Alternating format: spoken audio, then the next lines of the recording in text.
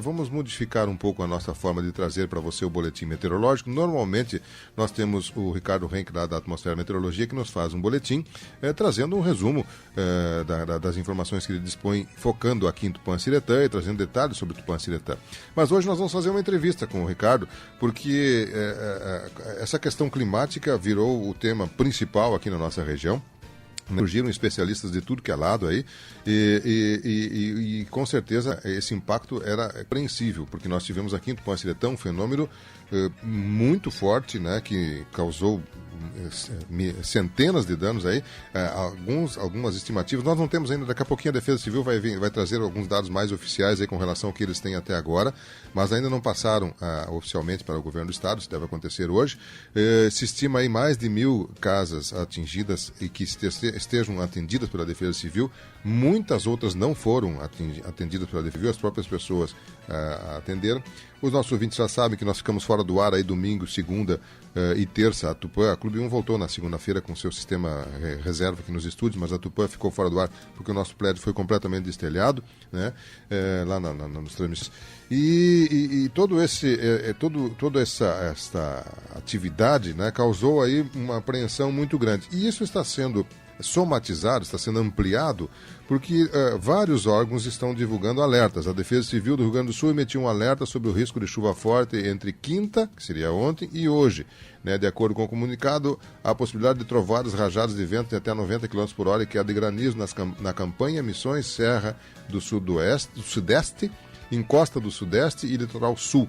Né? Já o INMET publicou um aviso que inicia hoje, dia 6, chuva entre 30 e 60 milímetros e em algumas regiões até 100, ventos que poderão oscilar de 60 a 100 km por hora, queda de granizo, risco de corte de energia elétrica, estragos em plantações, queda de árvores e alagamento. Esse é o alerta que o INMET está disponibilizando.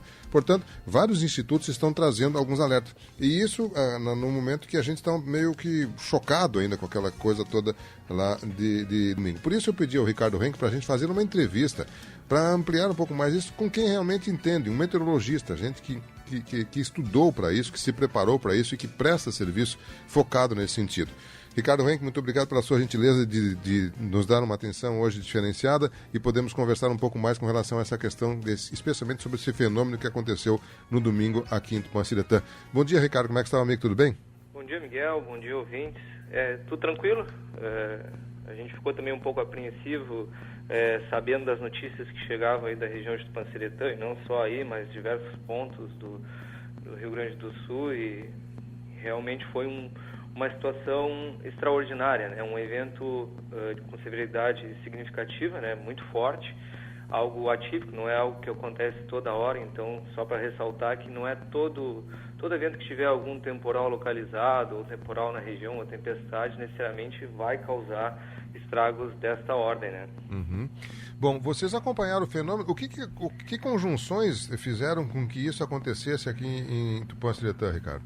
Tá, na verdade, assim, a gente já, não só nós, mas a maioria dos órgãos de previsão do tempo já viam um cenário propício para tempestades no domingo, né? Então, até os boletins já vinham falando ao longo da semana sobre a mudança no tempo no domingo, com tempestades e assim por diante.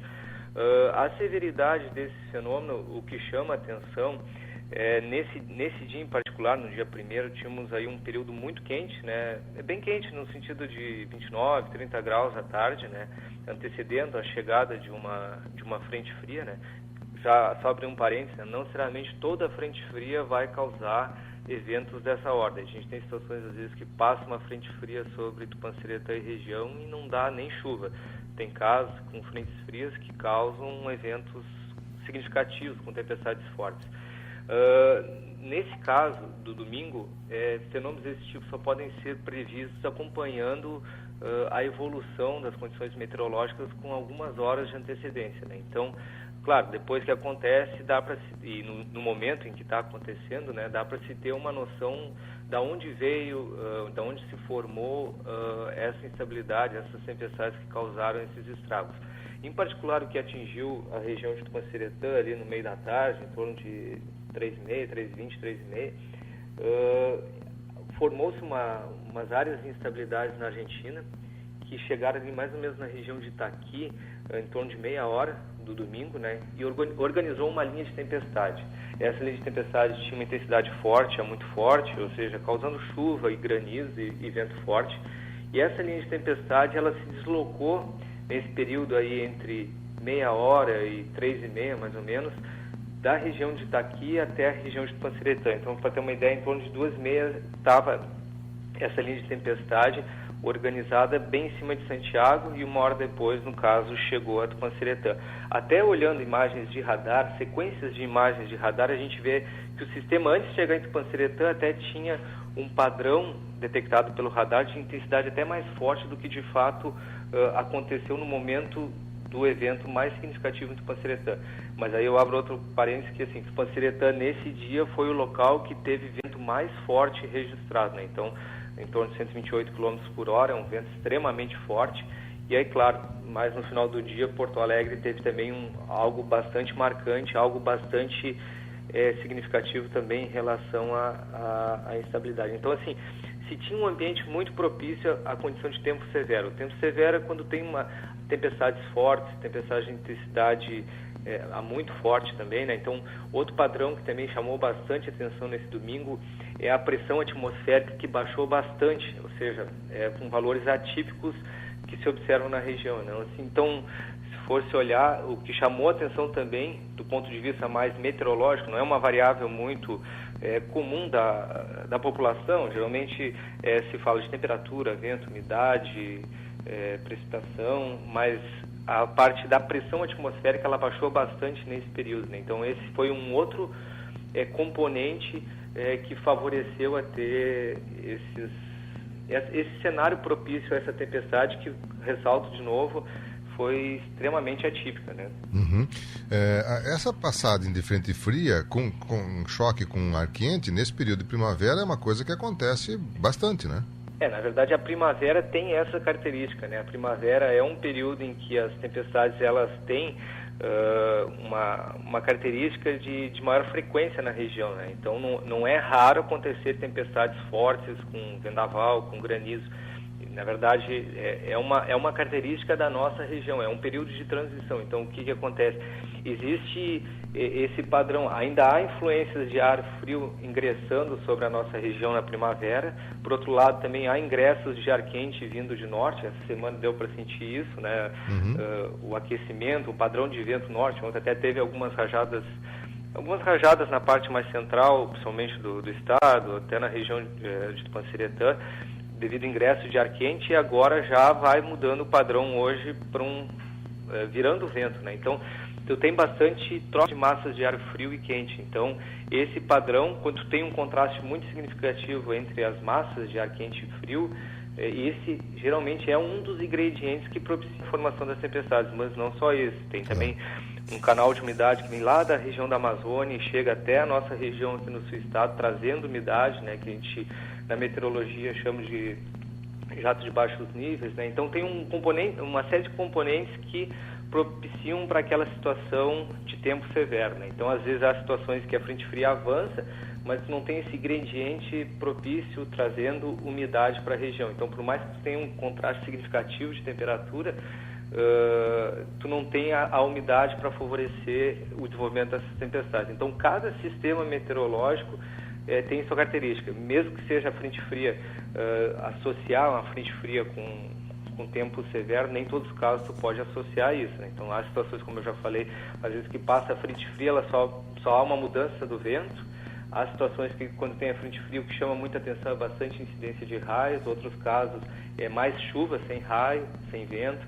Então, há situações como foi nesse caso, em que teve de tudo, né? Então, por isso que é sempre importante ir acompanhando, né? E nem sempre deve-se se alarmar para todo o aviso de tempestades que existem aí, muitas vezes na mídia, ou trocados mensagens por WhatsApp, Facebook. Às vezes aparece nessa hora informações muito desencontradas, né?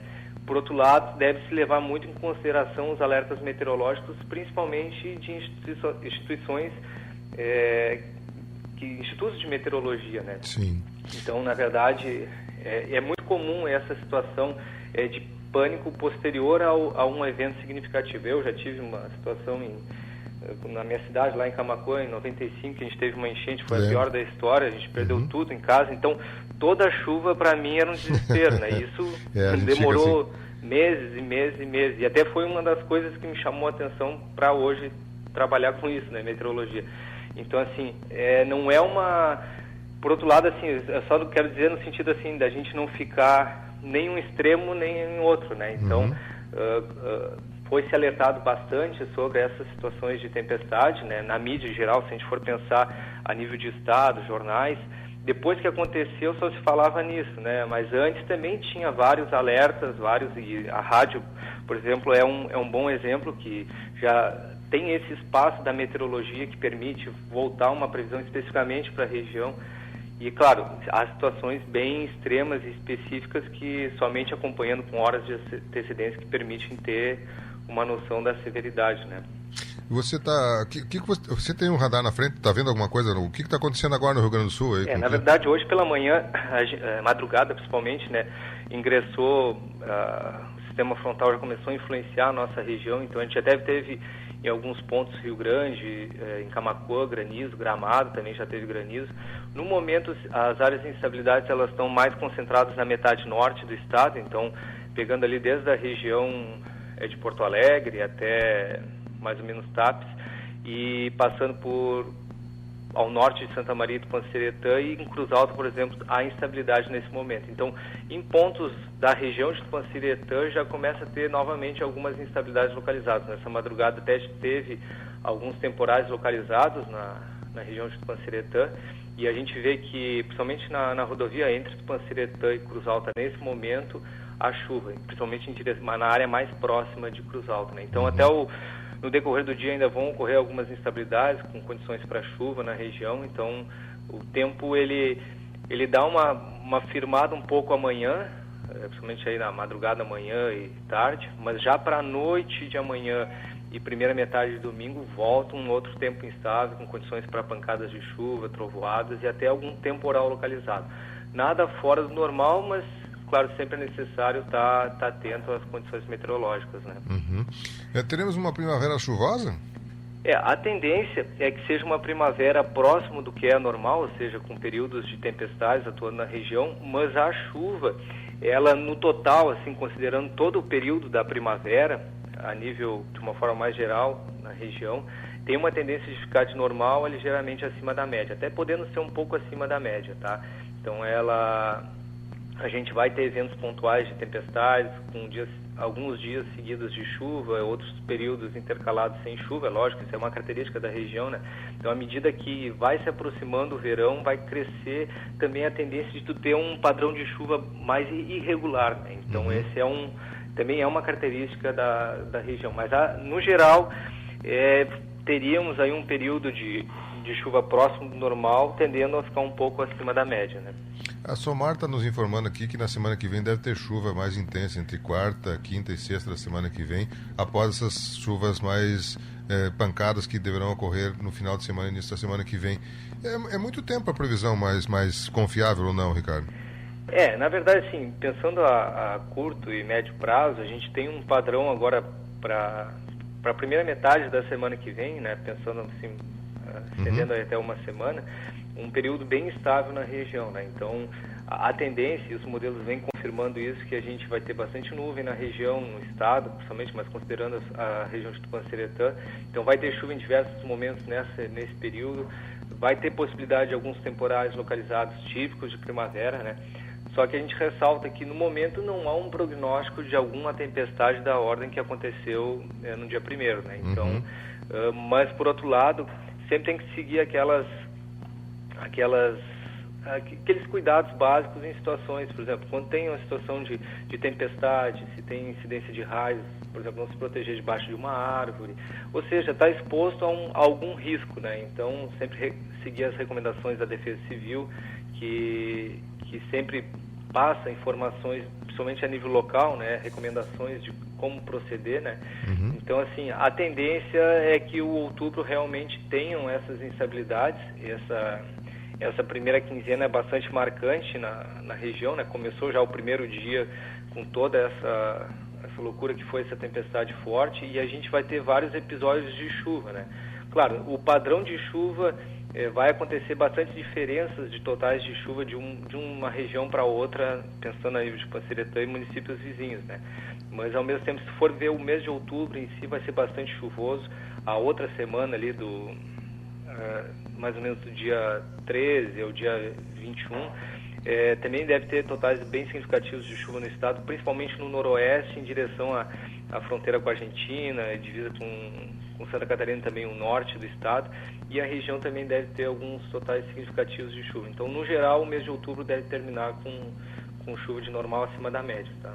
Perfeito. E a temperatura também continua com esse padrão, porque assim, é bom ressaltar que a gente está vivenciando um período no Oceano Atlântico com águas bem aquecidas, né? Então a gente tem um cenário propício a ter essas tempestades, esses temporais, essas chuvas agora nessa primavera, né? Então dentro do normal, claro, pontualmente a gente pode ter tempestades mais significativas, mas no momento não se espera nada tão violento como foi no dia 1º, né? Sem dúvida. Foi um fenômeno bastante forte, né? Bom, vamos chutar mais adiante. Tem alguma expectativa para o verão? O que tu acha que vai ser o nosso verão? O verão ainda é um ponto de interrogação, porque a gente tem assim como tem sido os últimos anos, né? Sempre se fez muito alarde em relação a prognósticos de El Niño forte, depois Laninha forte, em relação até o que se vivenciou daquele El Niño, né, que a gente teve um período de super El Niño em 2015, né? Então a gente está esperando uma condição até de formação de um fenômeno Laninha pelo menos intensidade fraca no verão. Tá? Hoje, por que eu falo do Laninha? Porque, de certa forma, já é conhecido até da população, né, que os fenômenos Laninha e El Niño influenciam significativamente a chuva, mas nem sempre segue esse padrão. Também tem que se olhar outras situações, como, por exemplo, o Oceano Atlântico. Hoje, a gente se observa que no Oceano Pacífico há um resfriamento das águas na parte do Pacífico Central e Leste, não só das águas superficiais, mas também as águas mais profundas, elas têm se resfriado, ou seja, está se formando aquele padrão típico de Laninha, né? Então há uma probabilidade de 60% de formação de fenômeno Laninha no verão, ter um fenômeno Laninha no verão. Então está cada vez mais aumentando a probabilidade de formação desse fenômeno. A presença desse fenômeno na época do verão vai trazer essa componente que já é comum, né? Uma irregularidade na chuva, tende a ser um pouco mais irregular a chuva no verão. Então, no momento, a gente está trabalhando com isso. Chuvas de normal, ligeiramente abaixo da média, mas ressaltando, assim, principalmente a irregularidade. Pontualmente, a gente pode ter eventos de chuva significativa. Se a gente pegar históricos no estado de anos com Laninha, se for pegar o geral, assim, fenômenos Laninha significativo, o padrão de chuva era abaixo da média, mas pontualmente, volta e meia, tu encontrava eventos extremos de chuva, né? Então, nem sempre aquilo vai ser o padrão de toda uma estação, né? Então, hoje a gente se trabalha com esse cenário, né? De provável formação de pelo menos um Laninha de intensidade fraca. Mas, assim, é preciso acompanhar agora as próximas semanas, porque é nessa hora que se tem mais certeza de que o fenômeno está, de fato, se configurando. As últimas 4 semanas têm mostrado que a tendência é grande de que haja formação, né? Então, provavelmente, daqui umas 2, 3 semanas já dá para até bater um martelo sobre a formação ou não do fenômeno Laninha. Vamos aguardar isso, então. No final de outubro deveremos ter essa informação. Como é que se classifica você disse que Tupancetã teve aí rajadas de até 128 km por hora. Isso se tem alguma classificação? Seria, por exemplo, uma tempestade grande? Como é que se classifica esse tipo de fenômeno? Tá, a escala Belfort é uma escala mundialmente conhecida na meteorologia, né, que permite a gente ter uma classificação de o quão intenso foi um vento na região, né? Então, por exemplo, ventos da ordem de 50 km por hora, acima de 50 km por hora, já é caracterizado como sendo um vento forte. Esse vento de 128 km por hora já está no limite da escala Belfort. A escala Belfort é uma escala que varia de 0 a 12, né? Então, varia do grau 0 a 12, 0 seria calmaria, e 12 seriam ventos intensos acima de 118 km por hora. Então, na escala Belfort, que varia de 0 a 12, esse vento já está classificado como sendo de grau 12, né? O grau máximo dessa escala Belfort. Então, geralmente, esses são ventos observados em situações de evento extremo, por exemplo, em situações que tem atuação de furacão, tornado, não que sejam esses os fenômenos que ocorreram na região, né? Mas são ventos encontrados nesses tipos de sistemas meteorológicos. Então, nessa escala Belfort, que é a principal escala reconhecida na meteorologia, que serve como referência até para estimar estragos, né? São ventos que são classificados como sendo de grau 12, numa escala que vai de 0 a 12. Perfeito. Muito bem. Bom, com isso nós tivemos aqui o grau máximo de vento nessa escala Belfort, né? Isso seria uma tempestade grande, um furacão? Poderia ser considerado um furacão? Não pode ser considerado furacão, porque o furacão é um sistema meteorológico que se forma no oceano, ele é de grande escala, então a gente teve bastante na mídia no mês de setembro e final ali de agosto, os furacões que atingiram os Estados Unidos, né? Então são as ilhas do Caribe, então são sistemas meteorológicos de grande escala que se formam sobre o oceano e ingressam sobre o continente. No Brasil, até hoje, documentado, registrado sobre a formação e chegada de algum furacão no Brasil foi o furacão Catarina, sim, que atingiu Santa o Rio Grande Catarina. do Sul e Santa Catarina lá em 2004, né? Então, esse é o único furacão registrado. Então, assim, claro, as pessoas confundem, por exemplo, tornado é um fenômeno de escala menor, que está associado a estragos mais localizados, né? Então, na verdade, o sistema meteorológico que atuou na região foi uma intensa linha de tempestade. Pode ser, e isso aí, claro, só a perícia e análise da Defesa Civil, de seguradores e assim por diante nos locais, para verificar se dentro dessa intensa linha de tempestade que passou pela região, houve algum dano típico de tornado ou algum dano típico de microexplosão ou o que seja, né? Então, assim, pontualmente pode ter acontecido nesse evento de intensidade forte, por onde passou essa intensa linha de tempestade. Existem fotos que mostram que alguns danos pelo estado são compatíveis com fenômenos desse tipo, né? Então, assim, mas assim, o que chama atenção, de fato, foi essa intensa linha de tempestade que ela se formou lá na Argentina na manhã de domingo, perto do meio-dia, estava na fronteira do Rio Grande do Sul com a Argentina e veio avançando ali do meio-dia até as 3h30 até Tupanciretã e depois seguiu para leste, né? Então, assim, a intensidade dessa tempestade, de fato, foi bastante marcante. A gente trabalha bastante com análise sobre eventos de tempo severo que ocorrem não só no Rio Grande do Sul, mas no Brasil. E são poucas as vezes que a gente vê tempestades com essa intensidade, né? Então, a gente traz essa informação pelo nosso conhecimento de que realmente foi algo extraordinário. Então, não necessariamente, eu reforço isso, que não necessariamente toda vez que tiver um aviso de tempestade, com temporal, que seja, vai de fato acontecer situações com ventos dessa ordem, né? Então, se a gente pegar a estação meteorológica de Tupanciretã, que foi instalada no ano passado, em agosto, esse foi disparado o vento mais forte já registrado, né? Então, acredito eu que se a estação meteorológica oficial da cidade tivesse há mais tempo funcionando, provavelmente teria sido o vento mais forte aí, pelo menos desde outubro de 2015, com certeza, porque em outubro a gente teve um evento significativo aí, novembro também teve do ano passado, tem período de tempestades, né? Então, porque eu falo de outubro lá de 2015 porque teve situações em que silos foram destruídos em vários pontos da metade oeste, então foi um período bem atípico também. Então, assim, se for olhar a quantidade de meses entre um evento significativo dessa ordem, é muito grande, né? Então, não é um período frequente, muito frequente ocorrer situações de vento tão forte, né? Então não é incomum, na verdade, a palavra, né? Sem dúvida.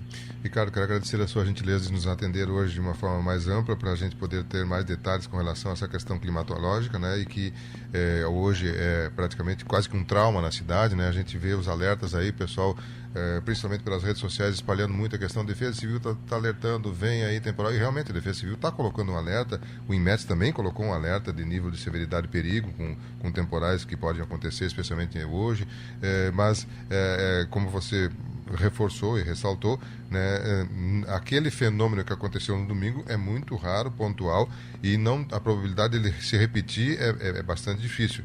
Não descartável, mas é muito difícil. Então, de repente, até para as pessoas terem um pouco mais de tranquilidade. Opa, caiu a ligação. Nós estamos concluindo aí com o Ricardo e caiu a ligação. Vamos ver se é possível a gente refazer, só para concluir aqui, agradecer ao Ricardo pela atenção que ele teve conosco, né?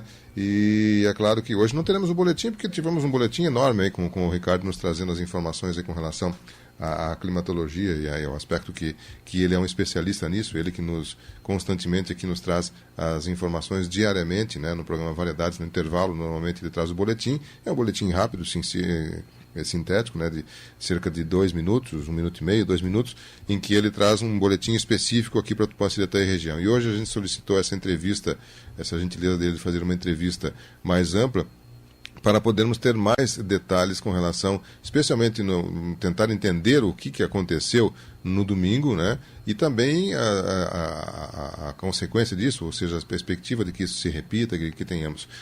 Não sei se foi possível refazer o contato com o Ricardo, estão tentando lá refazer a conexão.